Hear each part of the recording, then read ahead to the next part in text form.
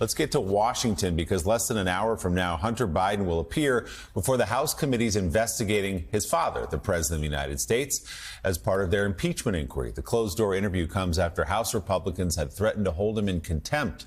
Republicans are in search of direct evidence so far that has eluded them that the president was involved in Hunter's foreign business dealings. Joining us now, Democratic member of the House Oversight Committee, Congressman Jared Moskowitz of Florida. He will be in the room during the deposition. Congressman, thanks for being here. What do you expect to see inside that room about an hour from now? Well, look, I'm sure there'll be about 20 members in the room, obviously counsel for Democratic oversight, counsel for Republican oversight, and then Hunter Biden will be there with his own counsel. So we're finally here now at the moment Republicans have been trying to get to after they invited him to a public committee hearing and then took away that invitation. Now we're finally at the deposition phase. I mean, listen, this impeachment of Joe Biden, the impeachment inquiry of Joe Biden is literally on life support.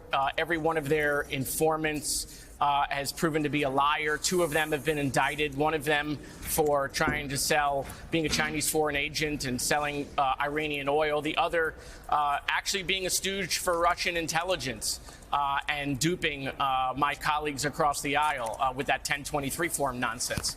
So, look, you know, we'll see what happens after today. I expect my colleagues to go to the microphone and say, you know, today is the smoking gun, which they've been saying for a year every time they sit down and have a deposition. But my hope is that this is the conclusion of the Joe Biden impeachment inquiry, because there is no evidence whatsoever. Hunter Biden has done some things incorrect with the tax issue and with the gun issue. He's going to have to deal with that. But that has nothing to do with Joe Biden as the president of the United States. As you say, the two star witnesses ago, I believe, is still a fugitive from the law, turned out to be an agent of the Chinese government, an arms trafficker selling oil in the Middle East as well. The most recent star witness, Mr. Smirnov, is now under arrest. The FBI says he made up everything he said about the President of the United States getting a $5 million bribe. That was talked about ad nauseum on certain news networks and by certain members of your committee. So what is the case now? You talk to members on the committee, on the Republican side. What is their case? What are they going on now?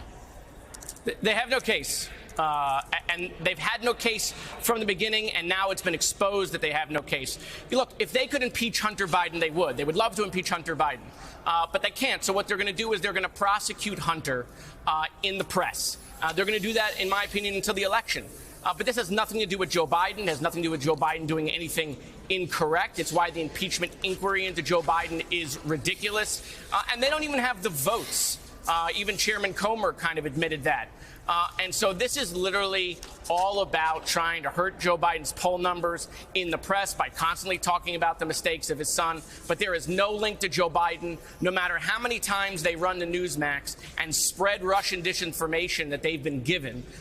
This has nothing to do with the President of the United States. No evidence on Joe Biden. I expect to have 8 or 9 or 10 hours of this trying to get Hunter Biden to make some sort of mistake.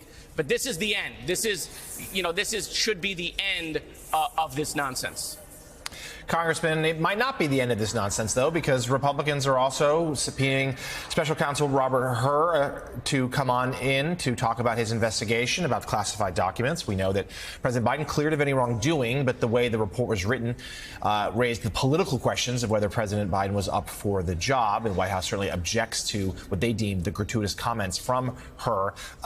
As that approaches, what will be the Democrats' strategy heading into those hearings? Well, listen, if they're going to bring the special counsel up here to talk about the editorializing of his report about Joe Biden's age, expect Democrats to come with all of the ammunition of the last 8 years of things that President Trump has said, like his wife is named Mercedes just last week, or messing up the leaders of Hungary.